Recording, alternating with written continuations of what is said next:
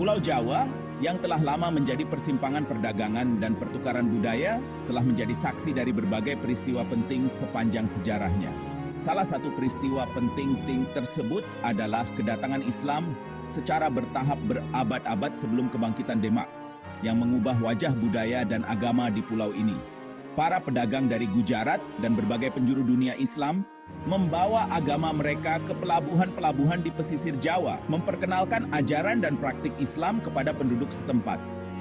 Sejak abad ke-11, komunitas Muslim kecil mulai berkembang di kota-kota pelabuhan ini, berintegrasi dengan penduduk Hindu-Buddha yang ada. Mereka hidup berdampingan, saling mempengaruhi dalam berbagai aspek kehidupan sehari-hari. Komunitas Muslim awal ini mendirikan masjid dan madrasah, meletakkan dasar bagi diterimanya Islam secara luas di Jawa. Masjid-masjid ini tidak hanya menjadi tempat ibadah, tetapi juga pusat pembelajaran dan penyebaran ilmu pengetahuan. Menjelang abad ke-15, Kerajaan Majapahit yang perkasa, yang telah menguasai sebagian besar Jawa selama berabad-abad, mulai mengalami kemunduran. Faktor-faktor internal dan eksternal berkontribusi pada melemahnya kekuasaan Majapahit. Cengkeraman Majapahit atas wilayah bawahannya melemah, membuka peluang bagi kekuatan baru untuk muncul. Kota-kota pelabuhan Muslim di sepanjang pantai utara Jawa mulai mengambil peran yang lebih dominan.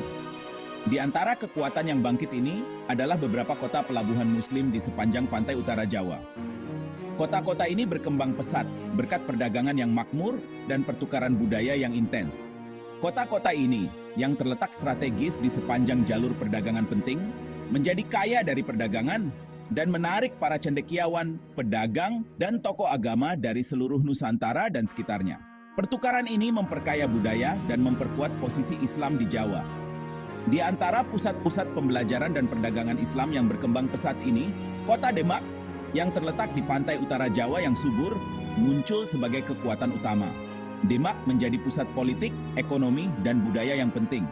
Dipimpin oleh Raden Patah, seorang pangeran yang memiliki hubungan dengan kerajaan Majapahit dan komunitas Muslim di pantai utara, Demak menantang otoritas Majapahit yang memudar dan akhirnya berhasil membangun dirinya sebagai kerajaan baru. Raden Patah memainkan peran kunci dalam menyatukan berbagai kelompok dan memperkuat posisi Demak. Kebangkitan Demak menandai titik balik dalam sejarah Jawa, mengantarkan era pemerintahan Islam dan transformasi budaya. Perubahan ini membawa dampak yang mendalam pada struktur sosial, politik, dan budaya di Jawa yang masih terasa hingga hari ini. Raden Patah, pendiri Kesultanan Demak, adalah sosok yang diselimuti legenda dan perdebatan sejarah. Ia dikenal sebagai tokoh yang memainkan peran penting dalam transisi Jawa dari era Hindu-Buddha ke era Islam. Menurut tradisi, ia adalah putra Kertabumi, seorang raja Majapahit yang telah masuk Islam. Namun, ada juga yang berpendapat bahwa ia adalah keturunan dari seorang putri Tionghoa yang menikah dengan bangsawan Jawa. Catatan lain menunjukkan bahwa ia adalah seorang Muslim Tionghoa atau seorang bangsawan Jawa yang telah memeluk Islam dan mendapatkan dukungan dari kelas pedagang Muslim. Dukungan ini sangat penting dalam membangun kekuatan politik dan militernya. Terlepas dari asal-usulnya yang tepat, Raden Patah muncul sebagai pemimpin karismatik yang menyatukan berbagai komunitas Muslim di sepanjang pantai utara Jawa di bawah panjinya. Ia berhasil menggalang kekuatan dari berbagai kelompok etnis dan agama. Dengan dukungan dari kerajaan-kerajaan pesisir ini, Raden Patah menantang otoritas kerajaan Majapahit yang sedang mengalami kemunduran. Majapahit yang pernah menjadi kekuatan besar di Nusantara mulai kehilangan pengaruhnya. Detail pasti tentang penaklukan Demak atas Majapahit masih belum jelas. Tetapi pada awal abad ke-19, Demak telah muncul sebagai kekuatan dominan di Jawa. Penaklukan ini menandai berakhirnya era Majapahit dan dimulainya era baru di Jawa. Raden Patah menetapkan dirinya sebagai Sultan pertama Demak, mengambil gelar Senapati Jimbun Ngabdurrahman Panembahan Palembang Saidin Panatagama. Gelar ini menunjukkan perpaduan antara tradisi Jawa dan Islam. Gelar ini, perpaduan gelar Jawa dan Islam, mencerminkan sifat sinkretis Islam awal di Jawa, di mana kepercayaan dan praktik Islam seringkali dicampur adukan dengan tradisi Hindu-Buddha yang ada. Sinkretisme ini membantu Islam diterima lebih luas di kalangan masyarakat Jawa. Pemerintahan Raden Patah menandai dimulainya era baru dalam sejarah Jawa. Era ini ditandai dengan perubahan besar dalam struktur politik, sosial, dan budaya. Ia menjadikan Demak sebagai pusat pembelajaran dan perdagangan Islam, menarik para cendekiawan dan pedagang dari seluruh Nusantara dan sekitarnya. Demak menjadi pusat intelektual dan ekonomi yang penting. Ia juga memprakarsai pembangunan Masjid Agung Demak, sebuah bangunan megah yang akan menjadi simbol kekuasaan dan kesalehan Demak. Masjid ini menjadi pusat kegiatan keagamaan dan sosial. Di bawah kepemimpinan Raden Patah, Demak meletakkan dasar bagi kerajaan Islam yang kuat dan makmur yang akan membentuk lanskap budaya dan agama Jawa selama berabad-abad kemudian. Warisannya terus dikenang sebagai salah satu pendiri utama peradaban Islam di Jawa. Lokasi strategis Demak di pantai utara Jawa berkontribusi signifikan terhadap kebangkitannya sebagai kekuatan utama di Nusantara. Kota ini tidak hanya menjadi pusat politik dan militer, tetapi juga pusat ekonomi yang sangat penting. Terletak di dekat muara Sungai Bengawan Solo, Demak mengendalikan akses ke pedalaman pertanian yang kaya di Jawa Tengah, memastikan pasokan makanan dan sumber daya yang stabil. Sungai ini juga berfungsi sebagai jalur transportasi utama yang menghubungkan pedalaman dengan pesisir, memudahkan distribusi barang dan komoditas.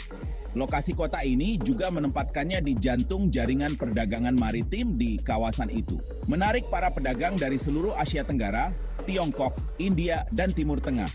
Pedagang-pedagang ini membawa berbagai barang dagangan yang beragam, menciptakan pasar yang dinamis dan beragam. Pelabuhan Demak yang ramai menjadi pusat perdagangan rempah-rempah, salah satu jalur maritim paling menguntungkan di dunia saat itu.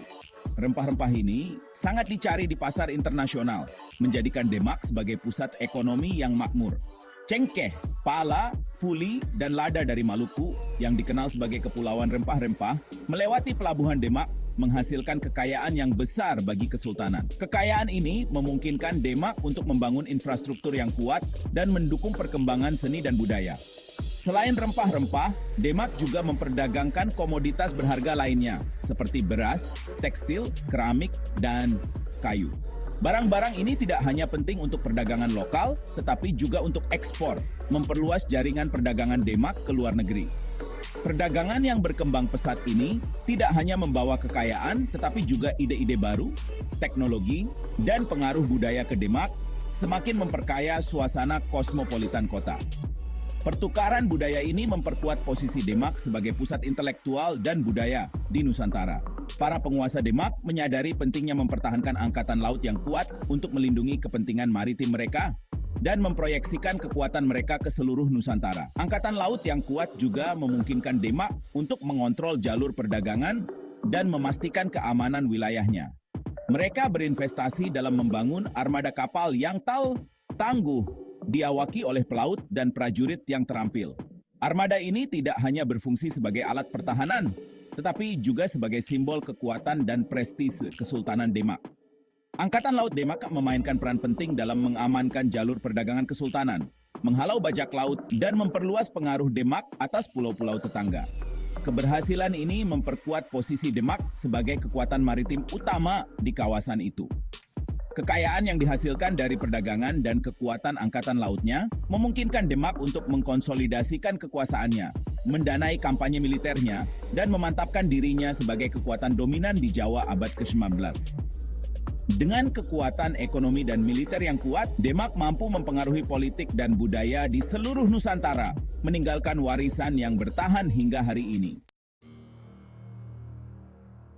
Berdirinya Demak sebagai kerajaan Islam yang kuat memiliki dampak yang besar pada lanskap keagamaan Jawa. Para sultan awal Demak secara aktif mempromosikan penyebaran Islam ke seluruh pulau, menggunakan kombinasi konversi damai dan penaklukan militer.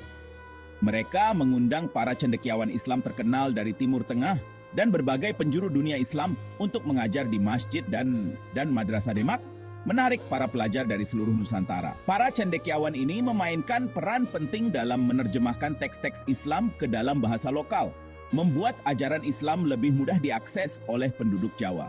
Mereka juga mengadaptasi praktik-praktik Islam agar sesuai dengan konteks budaya Jawa yang ada. Sebuah proses yang dikenal sebagai sinkretisme, yang memfasilitasi diterimanya Islam di kalangan penduduk setempat. Para Sultan Demak juga mendorong pernikahan antar pedagang Muslim dan bangsawan Jawa yang semakin memperkuat posisi Islam di kalangan elit penguasa. Sementara para penguasa Demak mendorong penyebaran Islam secara damai, mereka juga menggunakan kekuatan militer untuk memperluas wilayah mereka dan membawa wilayah-wilayah baru di bawah kendali mereka.